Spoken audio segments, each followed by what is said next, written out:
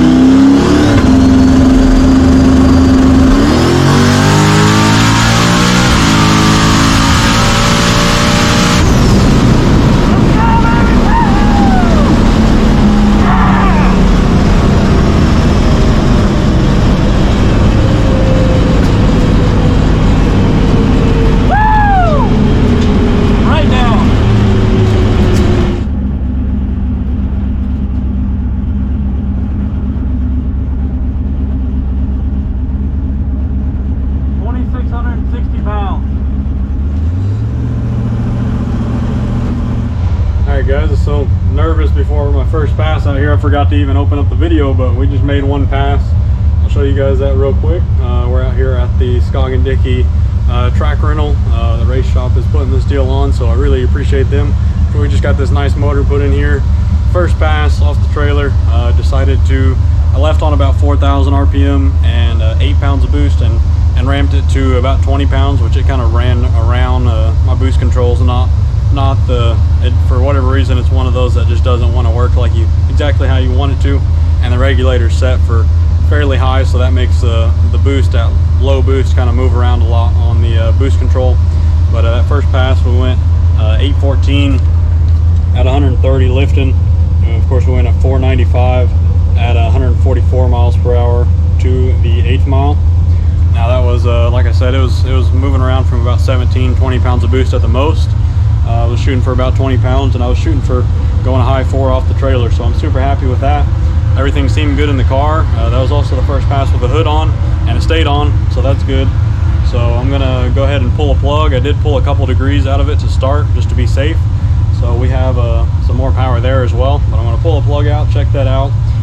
Assuming it looks how I think it's gonna look, extra safe, we're gonna put a couple degrees back in it, and then I'm going to turn the boost up some. I've got to clean up some fueling. This converter is putting the engine in a little bit different areas than the old one, so the fueling is not quite dialed in there. So I've got to pull some fuel out of it. It was real rich off the leave too, so that kind of killed the 60 foot a little bit, which is still went a 120 60 foot, so I'm happy with that. I was shooting for high teens, so everything's working exactly like it should. So I'm going to make some changes here, turn it up some, and clean up that fueling and make another hit. Next hit I might take it maybe to 1,000 feet or maybe all the way out the back. I want to take it out the back before I get going really fast, because I don't want to just jump from going 150 160 miles per hour straight to 200 miles an hour. Maybe trying to get a pass somewhere in the 180s or something like that before we do that. So next pass I'll probably take it out pretty far. Not sure if I'll make it to the end or not. It's nerve-wracking taking an old V6 Mustang that was probably some chick's first car to 200 miles an hour, but we made sure to check everything over good before, so it should be all good. Just gonna have to get past that first one and we'll be good to go. But all right, I'm gonna make some changes and we'll get back out there.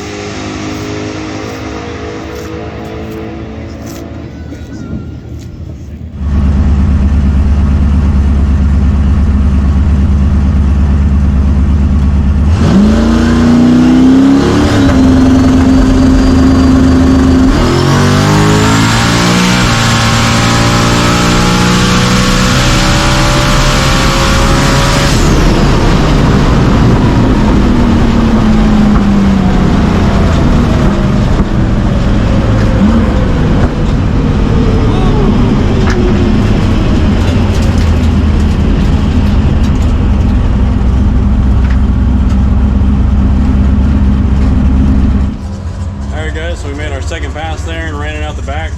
That was way faster than I thought it was going to go. We'll see right here. Got a dragster driving by us. Got a big block dragster driving by us, but as you've seen, 735 at 187 miles an hour. So that's a personal best in the quarter ET and mile per hour, and that's a best mile per hour in the 8th, and very close to a best ET. I've been 471 at 149 with the 4.8, and that was with a 109 60 foot. This is a 117, so it's still pretty soft early. We're gonna have to get after it a little bit more there, but I didn't add a whole lot for that one. So we're gonna go make another pass for now until I get the 8th where I want it, or where it needs to be to run the 6th. I'm just gonna run it to the 8th. Also, that was only on 24 pounds of boost, which is just stupid that it's going that mile per hour. Because last year on slicks, I was running like 35 pounds of boost with this same motor essentially. The only thing, obviously we refreshed it and stuff, but it still has the same head, same cam, everything like that. Nothing there has changed, so it shouldn't be making any more power, and based off the fuel flow, it's not really. But this thing is just so much lighter, being able to be on radials and not have all that weight in the back, and also, like I've said in other videos, the radial is just way faster with the same amount of power. So this thing is flying. I need to get it to like the 450s and about 160 miles an hour in the 8th, so we just spiced it up quite a bit down low and just about everywhere really. But I also think a part of what's making it work so well is that Circle D converter, because I mean that's the only other thing that's really changed. The engine combo is the same, the tune-up's the exact same, everything. So this thing is just flying. So I'm sure that converter has to be helping. But anyways, we're going to give it a little bit more and see if we can get this thing down closer to the 50s, and then once we get there, we'll probably run it out the back. We might make 1 or 2 more passes today. We've still got a little bit of time. I think it ends at 6. It's like 2 something right now, so probably make a couple more, and then we've got all day tomorrow too at this rental. So depending on how things go, I may end up trying to run the 6 here, which wasn't really my plan. I was just trying to be able to get to be able to do it at Texas 2K, but with things working as well as they have so far, we may be able to do it before then, but we'll find out. Tighten the suspension up a little bit and threw a lot more power at it. So let's try it out and see what it'll do.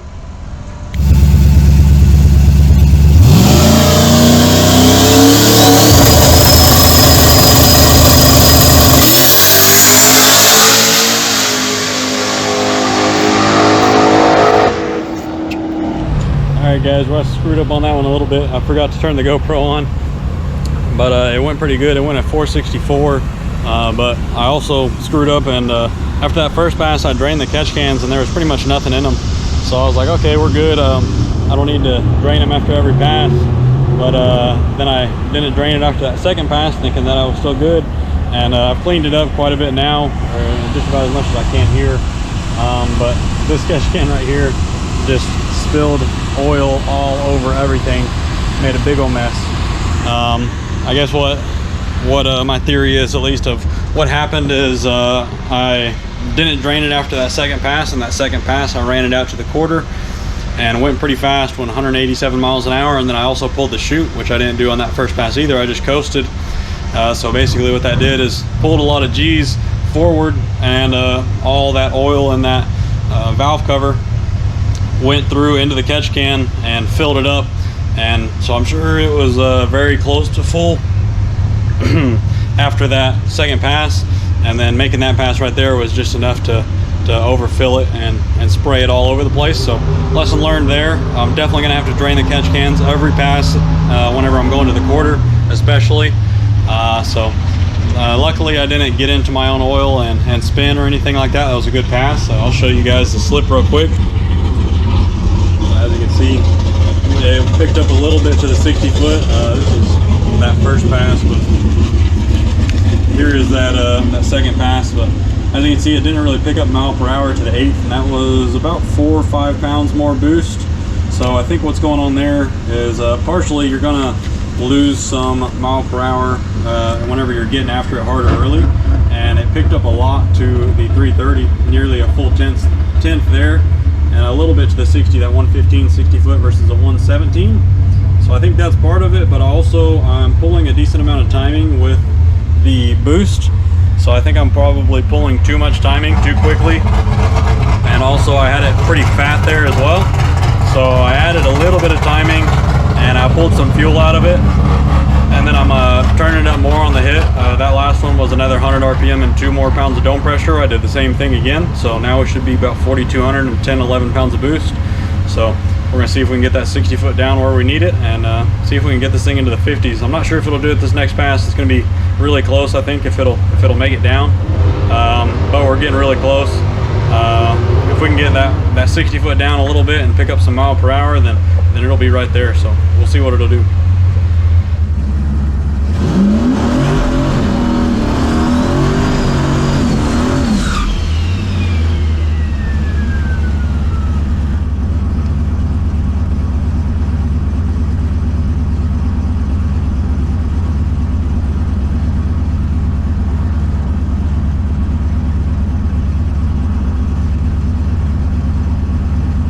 Don't you guys hate it when you're sitting at the light and some dude starts wiping your window down expecting money from you? Just kidding, of course. Shout out to Eric over with the Texas Motorplex crew for wiping all the methanol off my windshield after my burnout without even being asked. He also was helping me get lined up and make sure I was in the right spot on the track, and was a huge help in trying to chase this 6-second pass, so I really appreciate them.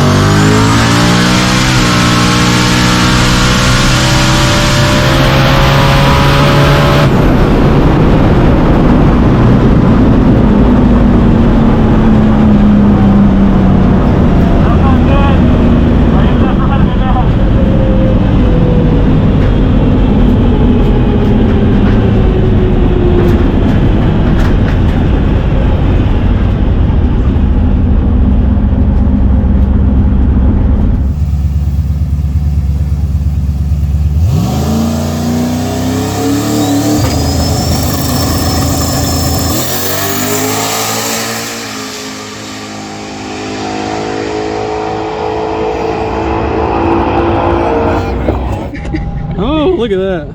456 though. Yeah, holy shit. That's awesome. Mid freaking fours. On YouTube. That's awesome. It felt good, so I was like, I'm running it out. 708, 193. All we need is mile per hour. Alright guys, quick update after that last pass. As I showed you guys, it went a 708 at 193 miles an hour. I didn't plan on running it out, but it felt good, so I went ahead and ran it out. However, after getting back, we do have some problems to address. So I've got the hood and everything off right now, and I'm about to start tearing into it a little bit. We noticed whenever I came back that my 417 water block was actually dripping a little bit of water, which I'll show you guys that real quick. We'll see how well you can see it. It's kind of dark out here. Yeah, this manifold down here was dripping water out of the bottom of it, which let me hop back in here in the trailer so you can hear me all right. But which whenever I put the car together first, that was dripping a little bit, and I ended up having to put some high strength RTV on that to get it to stop leaking. The reason that it was leaking in the first place was probably because I pressurized it whenever I lifted the head the last time and hurt the engine, because it made a lot of coolant pressure. So I had resealed that with the RTV and it was working well, but it was dripping there, so that told me, well, we must have made some coolant pressure. So I went ahead and looked at the data log, and the coolant pressure was a bit higher than we want it to be, and it was a bit higher than the pass before, and it will rise as you stay in it longer, so I thought that may have been it. Also, as the temperature gets higher, but I looked at the pass before, and the pass before, the coolant temperature was roughly the same, and even early in the run, it was still significantly higher than the run before. So I talked to, luckily I have really good resources out here since I'm at the Scoggin rental. So Kurt Urban was actually out here, and I talked to him, and it seems like he suggested that we just retorque the heads, since, you know, normally they like to retorque them anyways after some heat cycles, but the engine wasn't ran on the dyno since, you know, it was kind of a rush deal. So that wasn't able to be done, and it is a copper gasket now as well. So he said it's going to be fine, just need to retorque the head and see if we can get that coolant pressure under control. So I'm going to go ahead and pull it apart and retorque the heads tonight, and see what we can do. But that pass was really close to what we wanted. Or it went at 450, so that's exactly what we wanted. The 8th just needs a little bit more mile per hour.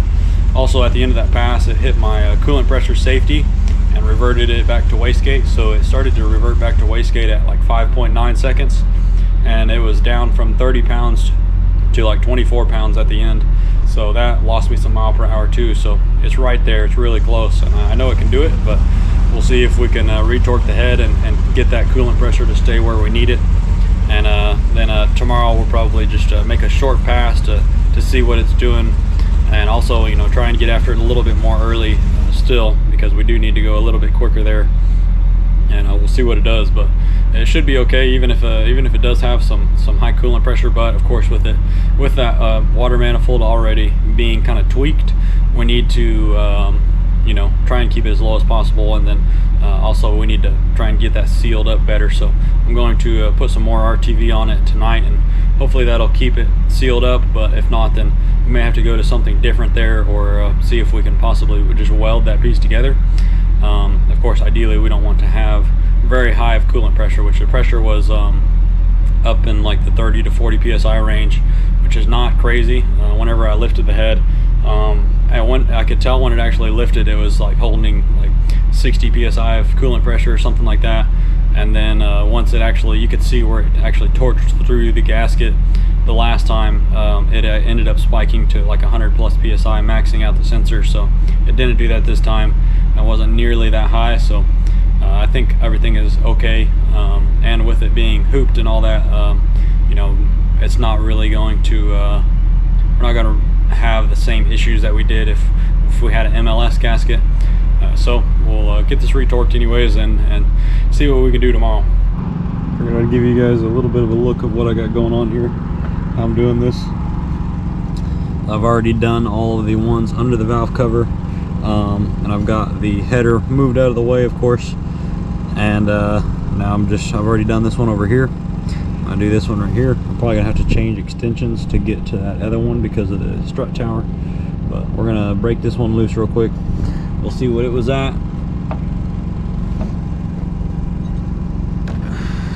Alright, so let's see what this thing says.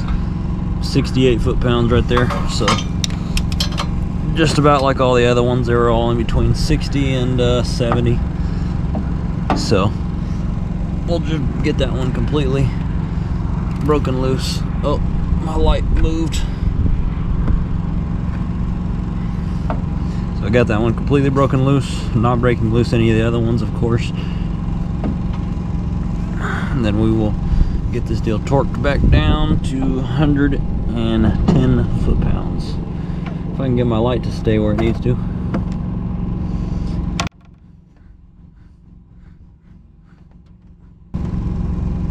And we're gonna have to change extensions even for this one, because I'm getting stuck on this strut tower.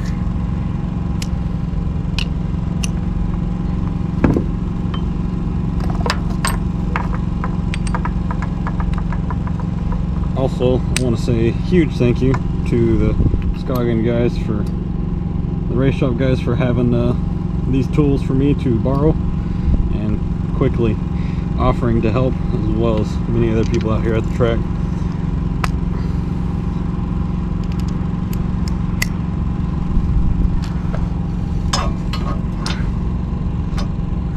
There we go, that'll work much better. Let's make sure we got that on there good.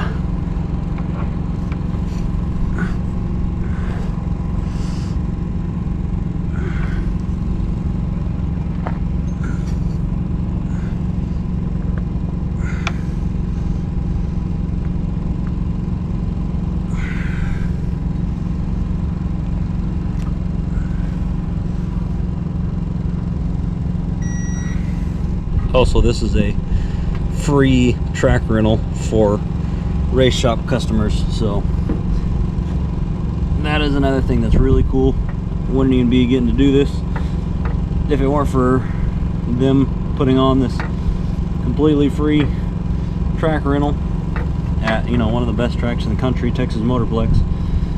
So that is very helpful, and even fed us all as well. So really cool. Definitely happy to be working with this group of guys.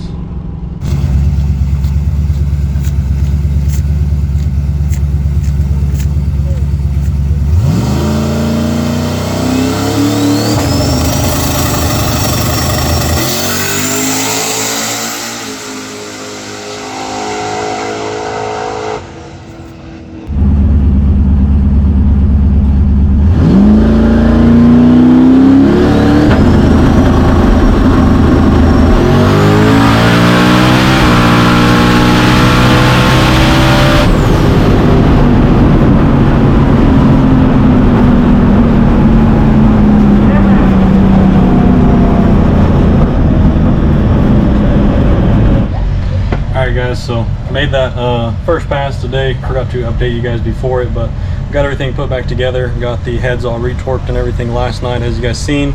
And everything seems to be good after that first pass. I got to look at the data, and here's the slip as well. That is a 453 at 158.8 miles per hour. So we do have a little bit of a tailwind today, so that's going to help us some, but also the weather is much worse. It's really humid out here and much hotter, so the DA is significantly worse. I think the highest the DA got yesterday was like 1200, and it's supposed to get up to like 3200 today. So we don't have the greatest weather, but at least the tailwind is going to help us some, and at least now we've got that coolant pressure under control, and we kept that 417 manifold together. Didn't have any leaks or anything there, so it's all looking good. Almost went that 1060 foot as well, and it probably would have done it if it didn't bump so deep there. So I turned the bump down a little bit. Need to get that figured out for sure for eliminations at Texas 2K, but I've decided that I'm going to go ahead and send it out and see if we can get that 6-second pass. You know, I had considered possibly waiting until Texas 2K just because I did my first 7 there, so I thought it'd be cool, but I think it would be dumb not to take advantage of this really good track surface and really good opportunity to do exactly what I'm trying to do, and then possibly go to Texas 2K. And you know, a lot of times it rains during those events, and you know, sometimes the prep can end up being hit or miss just because there's a lot of oil downs, everything else. So it would be really stupid not to take advantage of the surface that we have right now and the conditions, and you know, the car being fully capable of doing it. So we're gonna send this next one out the back. I've got it turned up a little bit down low, a little bit out the back too, so hopefully we can get it down closer to maybe the 440s. I'm not sure if it'll do it or not. I didn't get after it real hard. But we'll see. Hopefully I can go 109, you know, maybe a 449, which, you know, even if it doesn't, I'll be happy, and try and get that 160 miles per hour. Got a little bit more power in it out the back, and then we'll send it out the back and see what we can do. I think it should be able to run a 690 with that ET right there, that 453, assuming that it'll go, you know, mid to upper 190s out the back. So we'll see what we can do. We're gonna get this thing all ready to go and send it all down through there.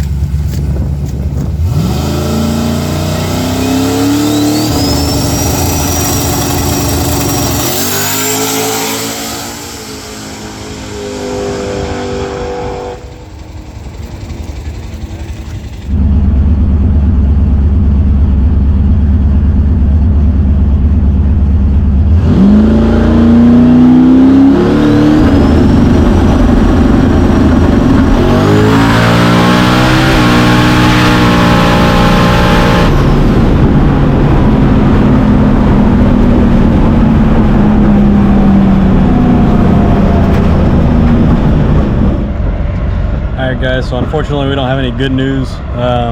Coolant pressure hit that safety again. It went up, and it caught it right at the 330. It went 295 to the 330, so that was like 2 numbers quicker to the 330 than the pass before. And you know, you're going to gain more down track than you do mid track, so it's very possible it could have been a 449 maybe, but probably a 450 flat, and that would have been enough to get us that 6-second pass if we could have made it to the end. So everything is there. We just got to try and figure out where our coolant pressure issue is. So we're going to try and get the motor out really quickly and get it to Scoggin. They have been really helpful, and they're going to take care of me, and maybe we can get it figured out in time for Texas 2K. It's going to be quite a rush, but you know, I'll stay up all night and get it done if we have to. So we'll see what happens once we get this deal out and get it checked out.